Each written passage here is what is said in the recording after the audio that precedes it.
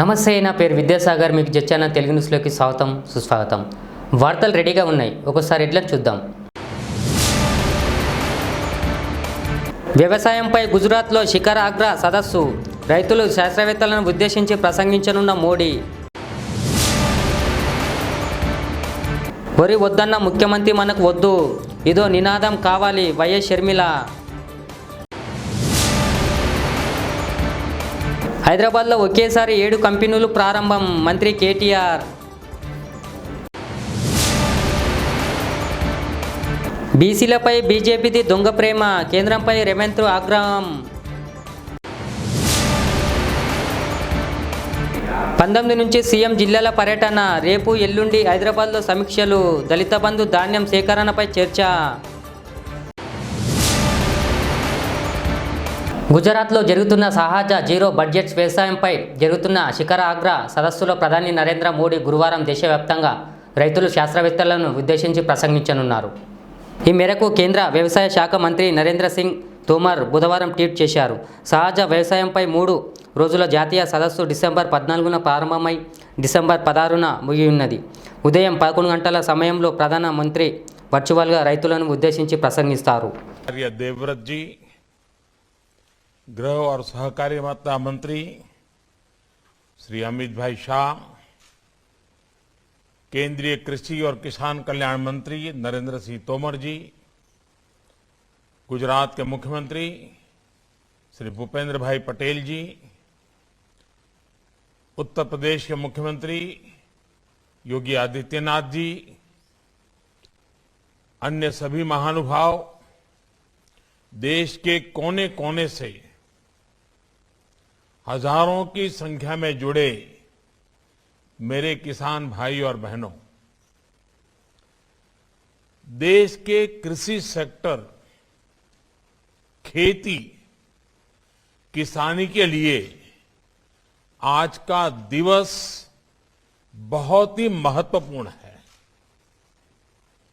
मैंने देश भर के किसान साथियों से आग्रह किया था कि नेचुरल फार्मिंग के नेशनल कॉन्क्लेव से जरूर जुड़े। और जैसा अभी कृषि मंत्री तोमर जी ने बताया, करीब करीब 8 करोड़ किसान टेक्नोलॉजी के माध्यम से देश के हर कोने से हमारे साथ जुड़े हुए हैं। मैं सभी किसान भाई बहनों का स्वागत करता हूं, अभिनंदन करता हूं। मैं आचार्य देवव्रत जी का भी हृदय से अभिनंदन करता हूं। मैं बहुत ध्यान से एक विद्यार्थी की तरह आज मैं उनकी बातें सुन रहा था। मैं स्वयं तो किसान नहीं हूं, लेकिन बहुत आसानी से मैं समझ पा रहा था कि प्राकृतिक कृषि के लिए क्या चाहिए, क्या करना है।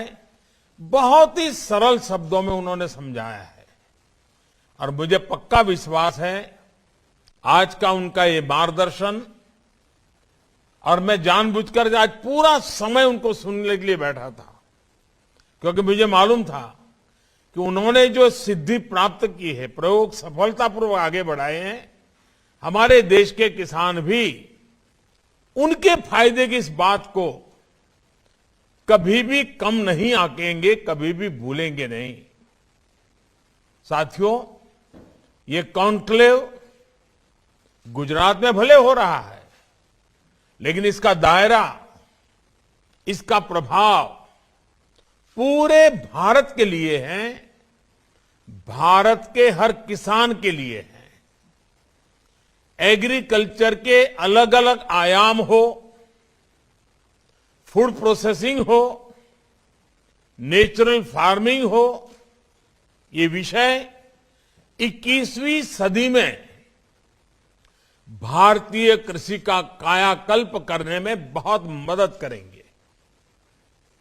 इस कॉन्क्लेव के दौरान यहां हजारों करोड़ रुपए के समझौते, उसकी भी चर्चा हुई, उसका भी कुछ प्रगति हुई है।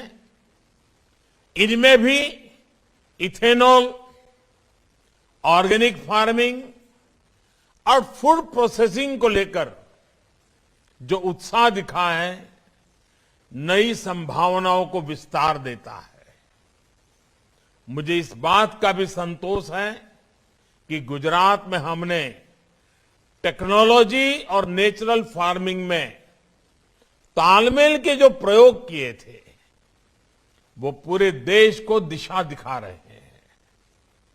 मैं फिर एक बार गुजरात के गवर्नर आचार्य देवव्रत जी का विशेष आभार व्यक्त करना चाहता हूं, जिन्होंने देश के किसानों को नेचुरल फार्मिंग के बारे में इतना सरल शब्दों में स्व अनुभव की बातों के द्वारा बड़े विस्तार से समझाया है। साथियों, आजादी के अमृत महोत्सव में आज समय अतीत के अवलोकन का, उनके अनुभवों से सीख लेकर नए मार्ग बनाने का भी है। आजादी के बाद के दशकों में जिस तरह देश में खेती हुई, जिस दिशा में बढ़ी, वो हम सब ने बहुत बारीकी से देखा है। अब आजादी के 100वें वर्ष तक का जो हमारा सफर है, आने वाले 25 साल का जो सफर है, वो नई आवश्यकताओं, नई चुनौतियों के अनुसार अपनी खेती को ढालने का है।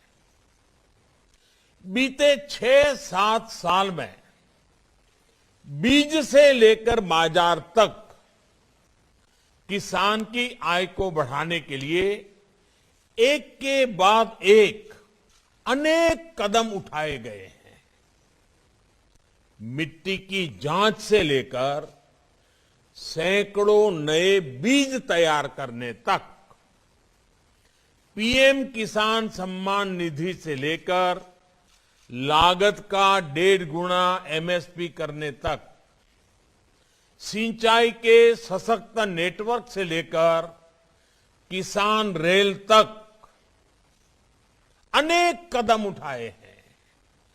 और श्रीमान तोमर जी ने इसका कुछ जिक्र भी अपने भाषण में किया है।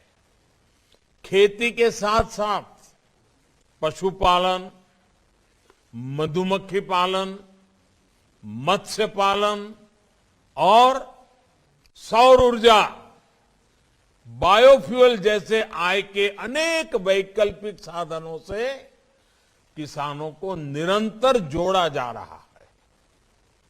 गांवों में भंडारण, कोल्ड चेन और फूड प्रोसेसिंग को बल देने के लिए लाखों करोड़ रुपए का प्रावधान किया है। ये तमाम प्रयास किसान को संसाधन दे रहे हैं, किसान को उसकी पसंद का विकल्प दे रहे हैं। लेकिन इन सब के साथ एक महत्वपूर्ण प्रश्न हमारे सामने है। जब मिट्टी ही जवाब दे, जब मिट्टी ही जवाब दे जाएगी, तब क्या होगा? जब मौसम ही साथ नहीं देगा, जब धरती माता के गर्भ में पानी सीमित रह जाएगा, तब क्या होगा? आज दुनिया भर में खेती को इन चुनौतियों से दो चार होना पड़ रहा है। ये सही है कि केमिकल और फर्टिलाइजर ने हरित क्रांति में अहम रोल निभाया है, लेकिन ये भी उतना ही सच है कि हमें इसके विकल्पों पर भी साथ ही साथ काम करते रहना होगा और अधिक ध्यान देना होगा। खेती में उपयोग होने वाले कीटनाशक और केमिकल फर्टिलाइजर हमें बड़ी मात्रा में इंपोर्ट करना पड़ता है, बाहर से दुनिया के देशों से अरबों खरबों रुपया खर्च करके लाना पड़ता है। इस वजह से खेती की लागत भी बढ़ती है, किसान का खर्च बढ़ता है और गरीब की रसोई भी महंगी होती है। ये समस्या किसानों और सभी देशवासियों की सेहत से जुड़ी हुई भी है। इसलिए सतर्क रहने की आवश्यकता है, जागरूक रहने की आवश्यकता है।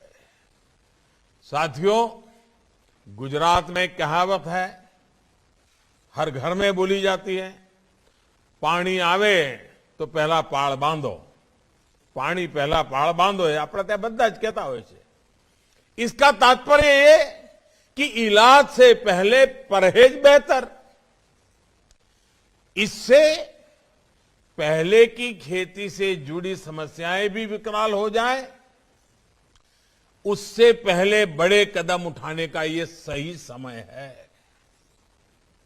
हमें अपनी खेती को केमिस्ट्री की लैब से निकालकर नेचर यानी प्रकृति की प्रयोगशाला से जोड़ना ही होगा।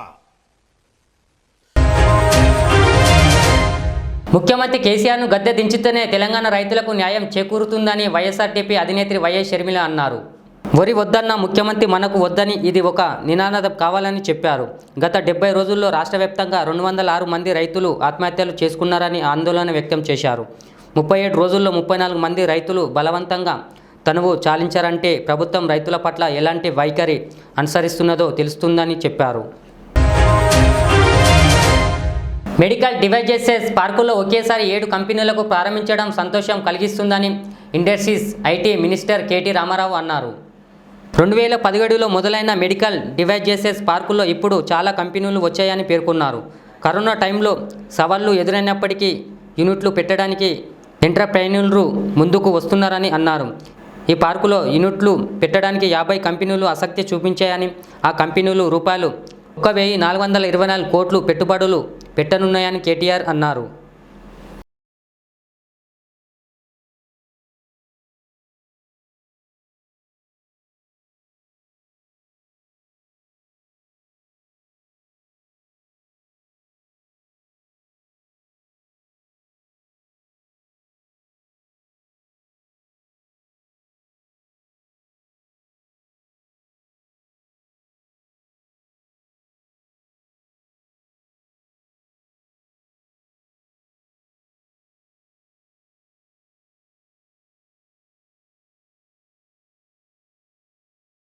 జీవనోపాధి పొందుతున్నారంటే దానిలో ఒక ప్రధాన కారకులు గౌరవనీయులు వరప్రసాద్ రెడ్డి గారు, గౌరవనీయులు మా principal secretary industries Jayesh Ranjan garu, TSIIC ఎండి గారు గౌరవనీయులు నరసింహారెడ్డి గారు, బైరాక్ నుంచి విచ్చేసిన పెద్దలు, ఈరోజు ఇక్కడ మమ్మల్ని ప్రత్యేకంగా ఆహ్వానించి ఈ పార్క్లో ఈ ఇనాగ్రేషన్ ఇక్కడ జరుపుతున్న ముఖ్యంగా ఫ్యూయల్ లైఫ్ సైన్సెస్కి సంబంధించి గౌరవనీయులు మిత్రులు శిశిర్ గారు, రచన గారు.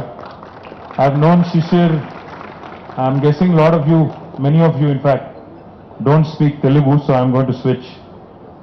In fact, I have known Shishir for almost over 2 decades now, because we have some common friends, and in fact, I also in my previous life had a master's degree in biotechnology. So therefore, our paths have crossed. We met a few times. I was really proud when actually his company, Fuel Life Sciences, came out with, I think, the first indigenous testing kit. Office, both he and Rachna came, congratulated them, complimented them, told them whatever it is that is required from the government side, we will do it and we will stand by them. But I was really impressed with the wonderful facility you guys have built. I know you're not entrepreneurs by design, but I think by choice now you've become entrepreneurs, and I'm delighted Bairak is also supporting this kind of wonderful young entrepreneurs. Wish you all the very best, Shishir, because I know being an entrepreneur in India is not easy, and sir will vouch for that, and he'll tell you all the challenges that he had to face even to get the basic things.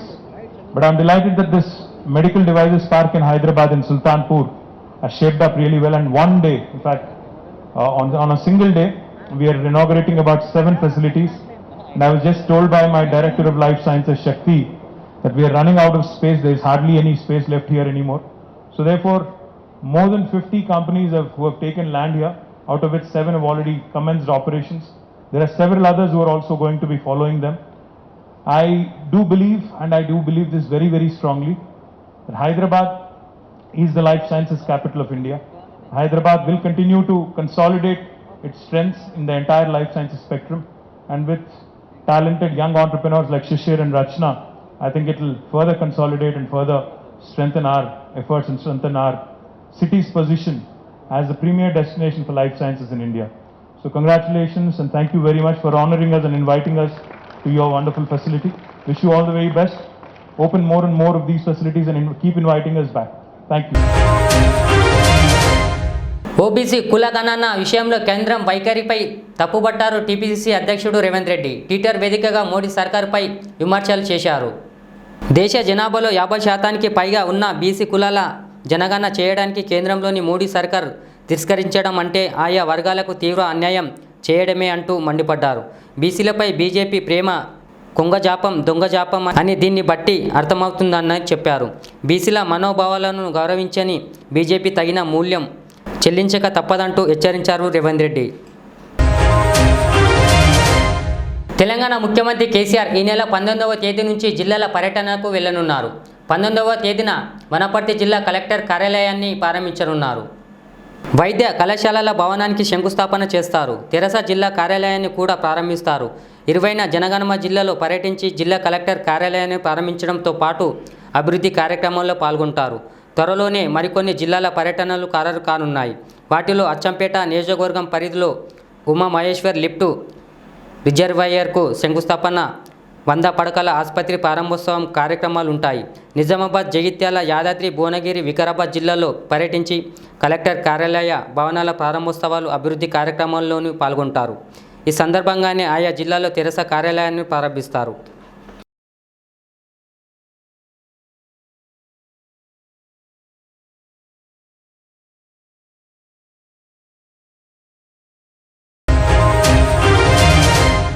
Governor Biswabhusan హరిచందన్తో Andhra Pradesh ముఖ్యమంత్రి YS Jaganmohan Reddy భేటీ అయ్యారు. బుధవారం ముఖ్యమంత్రి ఆయన భార్య YS Bharati రాజ్భవన్కు వెళ్లి governor దంపతులను బిశ్వభూషణ్, సుప్రభ హరిచందన్లను పరామర్శించారు. Covid అనంతర ఆరోగ్య సమస్యలతో గవర్నర్ దంపతులు హైదరాబాద్లోని ఏఐజీ ఆసుపత్రిలో 2 సార్లు చేరి చికిత్స పొందారు. పూర్తిగా కోలుకొని ఇటీవలే రాజ్భవన్కు తిరిగి వచ్చిన గవర్నర్ దంపతులను ముఖ్యమంత్రి దంపతులు మర్యాదపూర్వకంగా కలిసి పరామర్శించారు. వారి ఆరోగ్య పరిస్థితిని అడిగి తెలుసుకున్నారు. సంగారెడ్డి జిల్లాలో గురువారం మున్సిపల్ ఐటీ శాఖ మంత్రి కేటీఆర్, ఆర్థిక వైద్య ఆరోగ్య శాఖ మంత్రి హరీష్ రావు పర్యటించనున్నారు. ఈ సందర్భంగా సంగారెడ్డి, సదస్పేట్ పట్టణాల్లో పాలు అభివృద్ధి పనులను ప్రారంభించనున్నారు. అలాగే మునిపల్లి మండలంలోని వ్యాక్సిన్ బిజినెస్ యూనివర్సిటీలో ఏర్పాటు చేసిన కార్యక్రమంలో మంత్రులు పాల్గొనున్నారు. మంత్రుల పర్యటన నేపథ్యంలో అధికారులు అన్ని ఏర్పాట్లు చేశారు. చేనేత కార్మికులకు పూర్వ వైభవాన్ని తీసుకొచ్చేందుకు ప్రభుత్వం కృషి చేస్తుందని మంత్రి శ్రీనివాస్ గౌడ్ అన్నారు. బుధవారం మాదాపూర్లోని శిల్పారామంలో ఆల్ ఇండియా క్రాఫ్ట్ మేళా ప్రారంభోత్సవానికి శిల్పారామం ప్రత్యేక అధికారి కిషన్ రావుతో కలిసి ఆయన ముఖ్య అతిథిగా హాజరయ్యారు. ఈ సందర్భంగా ఆయన మాట్లాడుతూ ప్రతి ఒక్కరూ చేనేత వస్త్రాలను ధరించాలని కోరారు. దేశంలోని వివిధ రాష్ట్రాలకు చెందిన కళాకారులు, జాతీయ స్థాయిలో గుర్తింపు పొందిన కళాకారులు దాదాపు 200 మంది తయారు చేసిన ఉత్పత్తులను ప్రదర్శనలో ఉంచినట్లు తెలిపారు. 400-500 స్టాల్స్తో ఇక్కడ 17 రోజుల పాటు ఎగ్జిబిషన్ ఉంటుంది. ఇవన్నీ కూడా హ్యాండిక్రాఫ్ట్స్, ఇవన్నీ కూడా హ్యాండ్మేడ్తో తయారు చేసినటువంటివన్నీ కూడా ఈ యాంత్రిక యుగంలో ఈ చేతి వృత్తులను ప్రోత్సహించాల్సిన అవసరం ఉంది. వీటిని కాపాడుకోవాల్సిన అవసరం ఉంది. అంతరించుకున్న పోతున్న ఈ తరుణంలో మనం కాపాడుకోవాల్సిన బాధ్యత ప్రతి పౌరునిపై ఉంది కనుక మరి దేశాల ఇతర రాష్ట్రాల నుంచి వచ్చినటువంటి అందరినీ మనం గౌరవించాలి. చాలా నామమాత్ర ధర ఉంటాయి. ప్రతి ఇంట్లో కూడా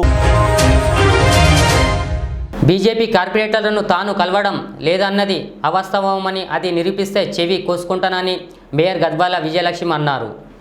కార్పొరేటర్లు అందరికీ తాను అందుబాటులో ఉంటున్నానని చెప్పారు. తెలంగాణ భవన్లో బుధవారం ఆమె విలేకరులతో మాట్లాడారు. మేయర్ ఛాంబర్ను బీజేపీ కార్పొరేటర్లు, కార్యకర్తలు ధ్వంసం చేయడాన్ని ప్రస్తావించగా ఆమె ఇలా స్పందించారు. కార్పొరేటర్లకు అందుబాటులో ఉండడం లేదని ప్రచారం చేస్తున్నారని, అందుకే జోన్ల వారీగా సమావేశాలు నిర్వహిస్తున్నట్టు చెప్పారు. జోన్ల పర్యటన అనంతరం అధికారులు కార్పొరేటర్లతో సమావేశం నిర్వహించి వారి మధ్య దూరాన్ని తగ్గించే ప్రయత్నం చేస్తున్నానని అన్నారు. అందరినీ కలుపుకొని వెళ్తానని, శనివారం జరగబోయే కౌన్సిల్ సమావేశాన్ని మీరే చూస్తారని చెప్పారు. తిరుమల శ్రీవారిని హీరో నందమూరి బాలకృష్ణ దర్శించుకున్నారు. ఈరోజు ఉదయం వీఐపీ ప్రారంభ దర్శన సమయంలో బాలకృష్ణతో పాటు అఖండ సినిమా దర్శకుడు బోయపాటి శ్రీని, నిర్మాత రవీందర్ రెడ్డి స్వామివారిలో సేవలో పాల్గొన్నారు. దర్శన అనంతరం రంగనాయకులు మండపంలోని పండితులు వేద ఆశీర్వచనం శేషవస్త్రంతో బాలకృష్ణను సత్కరించారు. స్వామివారి తీర్థ ప్రసాదాలను అందజేశారు. అనంతరం బాలకృష్ణ మీడియాతో మాట్లాడుతూ కరోనా పరిస్థితుల్లో అఖండ సినిమా ఇండస్ట్రీకి ఊపిరి పోసిందన్నారు. చిత్రాన్ని ఆదరించిన ప్రేక్షకులకు కృతజ్ఞతలు తెలిపారు. మన సినిమా అఖండ విడుదలై సుమారుగా 21 నెలలు తర్వాత అంటే పిక్చరు ఈ కరోనా రావడం, ఈ మహమ్మారి తర్వాత మేము మొదలుపెట్టాక 21 నెలల తర్వాత సినిమాని విడుదల చేయడం, ఆ సినిమాకి ప్రజలు బ్రహ్మరథం పడడం, అఖండ విజయం అందించడం చాలా సంతోషంగా ఉంది. మాకు ప్రతి సినిమాకి మేము సినిమా విడుదలైన తర్వాత సరే మా కృషి మేము చేసాం. అలాగే ఎంతో ధైర్య సాహసాలతో సినిమాని కూడా విడుదల చేయడం జరిగింది ఉన్న పరిస్థితుల్లో. దానికి కృతజ్ఞతగా ప్రతి సినిమా కూడా బోయపాటి గారు మా కాంబినేషన్లో నిన్న అటు కనకదుర్గమ్మ విజయవాడ ఇంద్రకీలాద్రి కనకదుర్గమ్మ గారి దర్శనం, అలాగే మన మంగళగిరి లక్ష్మీనరసింహ స్వామి దర్శనం చేసుకుని, అంటే అక్కడ పెదకాకాని శివాలయం దర్శనం చేసుకుని ఇప్పుడు ప్రజా సమస్యలపై పోరాడాలని తెదేపా జాతీయ అధ్యక్షులు మాజీ ముఖ్యమంత్రి నారా చంద్రబాబు నాయుడు సూచించినట్లు మాజీ ఎమ్మెల్యే పీలా గోవింద సత్యనారాయణ తెలిపారు. మంగళగిరిలోని తెదేపా కార్యాలయంలో చంద్రబాబు నాయుడిని పార్టీ నాయకులతో కలిసి బుధవారం కలిశారు. అనకపల్లిలోని నియోజకవర్గ సమస్యలను వివరించినట్లు వెల్లడించారు. చంద్రబాబు నాయుడిని కలిసిన వారిలో తెదేపా అర్బన్ జిల్లా ఉపాధ్యక్షులు మల్ల సురేంద్ర, రాష్ట్ర తెలుగు రైతు కార్యదర్శి గొంతిన శ్రీనివాసరావు, మండల పార్టీ అధ్యక్షులు కాయల మురళి, టి సురేష్బాబు, నారిపల్లి ప్రసాద్ ఉన్నారు. జాతీయ నెహ్రూ యువ కేంద్రం ఉమ్మడి రంగారెడ్డి శాఖ ఆధ్వర్యంలో ఎల్లమ్మబండలోని కమిటీ హాల్లో ఉచిత కుట్టు మిషన్ శిక్షణ కేంద్రం ప్రారంభోత్సవం కార్యక్రమం ఏర్పాటు చేశారు. ఈ కార్యక్రమానికి ముఖ్య అతిథులుగా మాజీ మంత్రి వర్యులు బాబుమోహన్ గారు, స్వామి వివేకానంద సేవా సమితి గౌరవ అధ్యక్షులు జ్ఞానేంద్ర ప్రసాద్ విచ్చేసి రిబ్బన్ కట్ చేసి శిక్షణ కేంద్రాన్ని ప్రారంభించారు. ఈ సందర్భంగా బాబుమోహన్ మాట్లాడుతూ మహిళలు అన్ని రంగాల్లో రానివ్వాలని, కేంద్ర ప్రభుత్వం మహిళల కోసం పెద్దపీట వేస్తూ మహిళా సాధికారత కోసం పనిచేస్తున్నదని చెప్పారు. యువత పెద్ద ఎత్తున ముందుకు వచ్చి ఇలాంటి సేవా కార్యక్రమాలతో పాలు పంచుకోవాలని కోరారు. చూస్తూనే ఉండండి జెడ్ ఛానల్ తెలుగు న్యూస్. మళ్ళీ కలుద్దాం. అలా లైక్ చేయండి, షేర్ చేయండి, సబ్స్క్రైబ్ చేయండి. వ్యవసాయంపై గుజరాత్లో శిఖర అగ్ర సదస్సు, రైతులు శాస్త్రవేత్తలను ఉద్దేశించి ప్రసంగించనున్న మోడీ.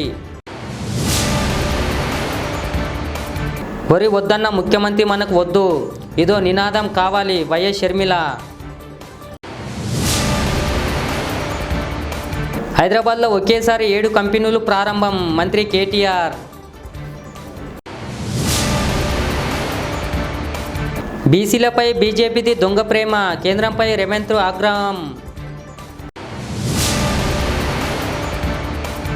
19 నుంచి సీఎం జిల్లాల పర్యటన, రేపు ఎల్లుండి హైదరాబాద్లో సమీక్షలు, దళిత బంధు ధాన్యం సేకరణపై చర్చ.